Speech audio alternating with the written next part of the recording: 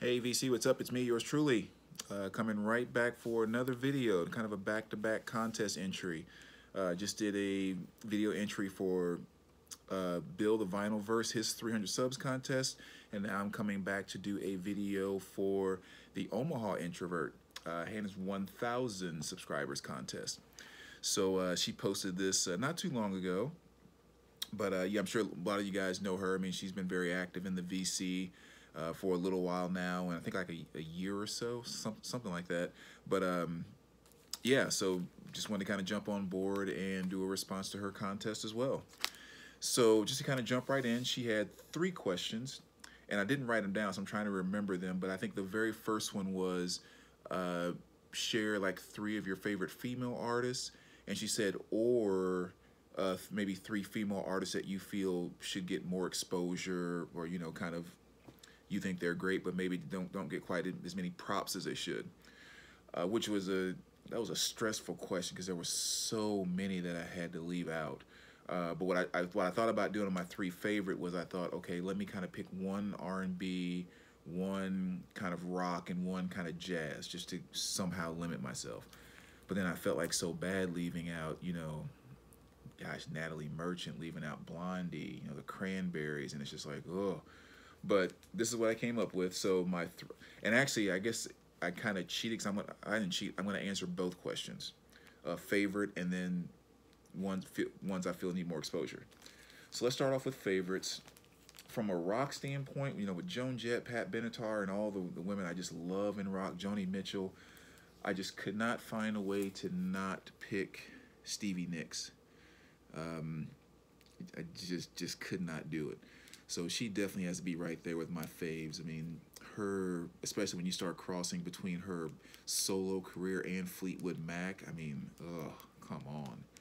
So Stevie Nicks is definitely my pick on the rock side of favorite female artists. Second one, kind of going more on the R&B side, and kind of later on really so a lot on the pop side, but she kind of started out mainly with R&B. I cannot, I have to go with Tina. I have to go with Tina. I mean, Tina's just my girl. Been doing it for a long time and been killing it. And I saw her, this is probably a few years ago, like maybe 15 years ago or something like that. But I mean, even then she was like 90. But I mean, she put on a heck of a show, man. And Tina's been doing it for so long.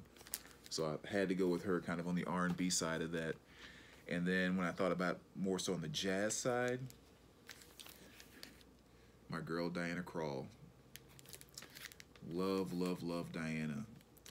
Jazz vocalist. She plays piano as well, but just an awesome artist. Just does some really amazing things, and really just kind of the thing I like about her so much is she really brings the mixture of class and sexiness back to the jazz vocalist thing. There's just such an intimacy that she creates when she's delivering whatever song she's singing. And I mean, I love her whole catalog. It's just great stuff. My overall favorite song by her is probably Pill Me a Grape, which is not on this album, but yeah, definitely some really good stuff. So if you're not familiar with her, she does have a greatest hits album out, which is a pretty good starting place. But I think if you really like that, you'll definitely like diving into the rest of her catalog. So I put her down as my 3rd favorite, representing the jazz side of things. Now 3 underrated, which still are kind of somewhat big names, but I think they should be even bigger than they are. Let's start with this one here, because again, kind of a big name, but I still just think she's a lot more special than she really got credit for overall in her career. But this is the Ronettes, but of course I'm talking about Ronnie Spector. I just think her voice is amazing, and I think just, again, everything that she sings just has this special quality to it that it's just her. Man, that's all I can say. So she had the early career with the Ronettes, and everyone remembers Be My Baby and all of that. But then you also think about when she sang the kind of the background or the chorus on Eddie Money's Take Me Home Tonight. I mean, just that's her voice in the background, and it's absolutely beautiful. And then if you really dig in, like my favorite piece by her It is actually off of a soundtrack. I should have pulled it out. If you remember the movie Just One of the Guys from kind of an '80s comedy type of thing, but she sings a song called "Tonight You're Mine," and honestly, I think it's the most beautiful thing that she's ever done. That song just makes me float every time I hear it. So yeah, Ron, even as big as she is, I still think she deserves even more credit for being the amazing vocalist that she is. Another one I think deserves a little more credit is Grace Jones. Again, a fairly big name that most people know, but I still don't think she quite gets the credit for just kind of the creativity that she brought to entertainment overall, between her music and what she did in movies and everything else. I mean, she was just a woman that did her own thing and just wasn't afraid to just be creative, you know? And so I think Grace Jones deserves a lot more props for her, if nothing else, just kind of her influence in pop culture, especially coming through the '80s and so forth. And last but not least, Jillian Welch would be the third female artist I would say needs to get a few more props. If you're into, more of the folk type of country music, just more folk music really, you probably do know Jillian Welch fairly well, but if not, you probably haven't heard of her at all.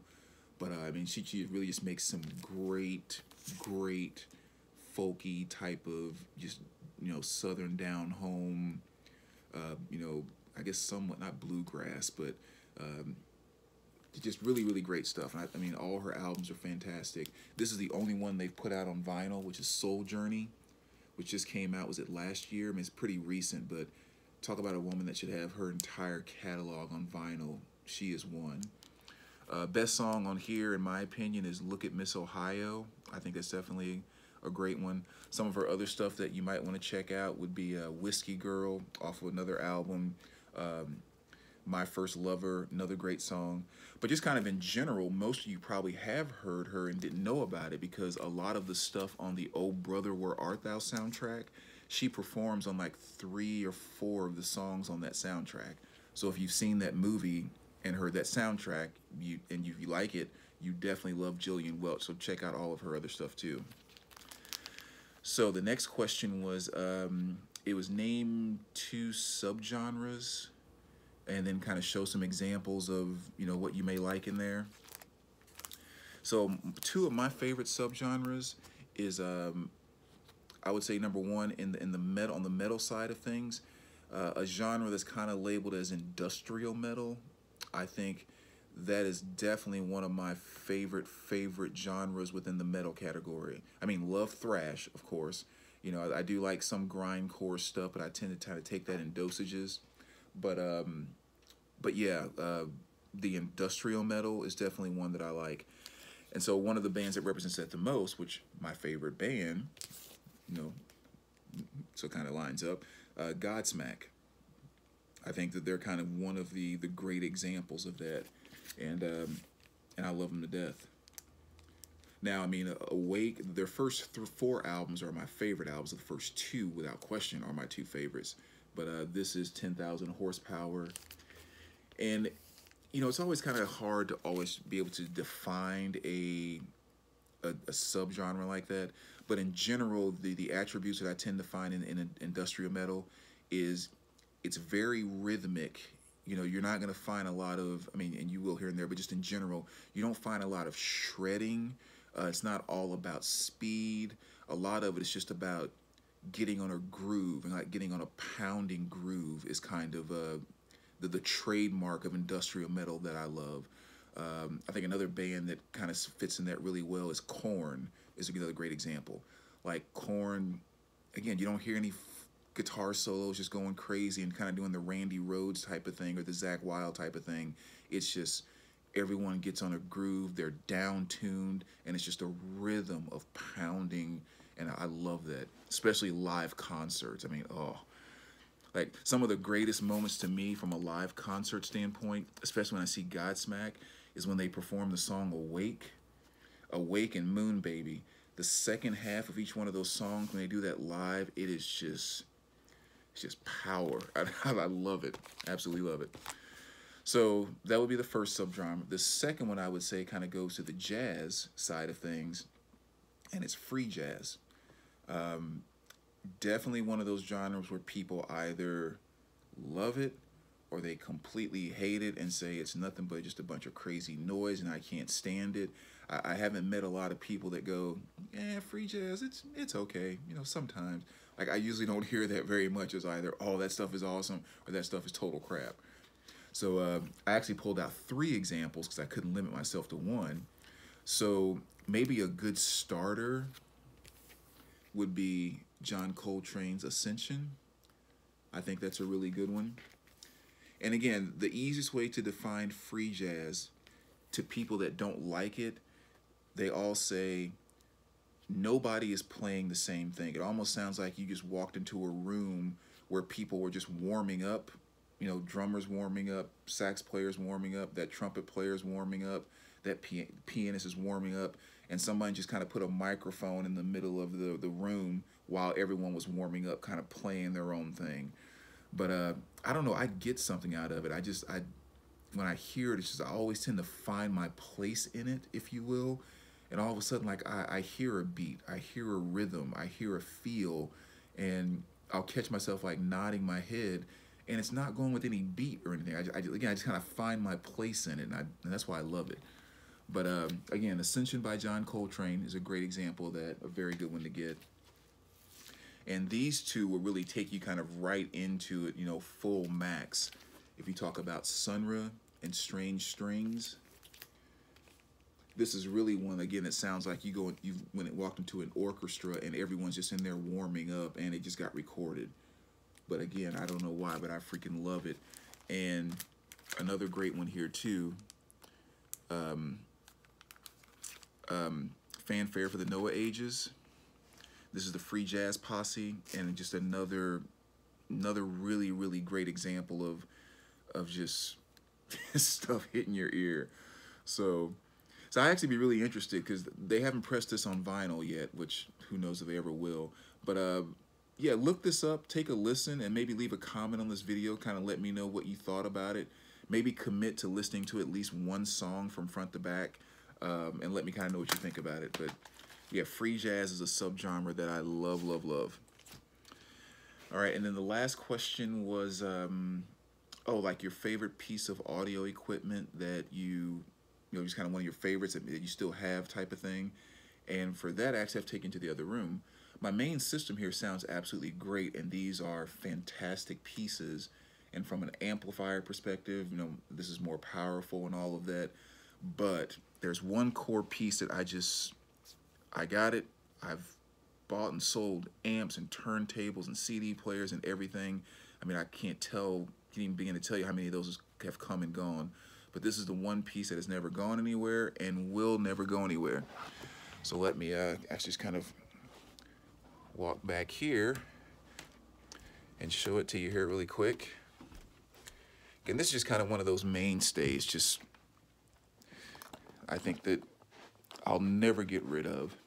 And it's going to be my Marantz 2275. I'm sorry, I'm trying to work the camera from a weird angle here. But yes, that receiver right there is just, it's golden. From the time I started even getting into receivers, this was the first one that I wanted, and I got it, and it's just the one that has not moved. But it's Marantz classic workhorse, perfect condition, perfect working condition, has been serviced, LED upgrades, the whole nine, and I will never get rid of that thing. So yeah, and with these BMW 685s, I mean, this just sounds fantastic. So there you go. Again, congratulations on the 1,000 subs. Great contest. I'm really curious to hear if any of you guys go check out that Free Jazz Posse CD or a couple of songs. Please come back and kind of leave some comments here and let me know, because I'd be very curious to kind of get your take on, especially if you're not very familiar with free jazz. All right, congratulations, and I will talk to you guys soon.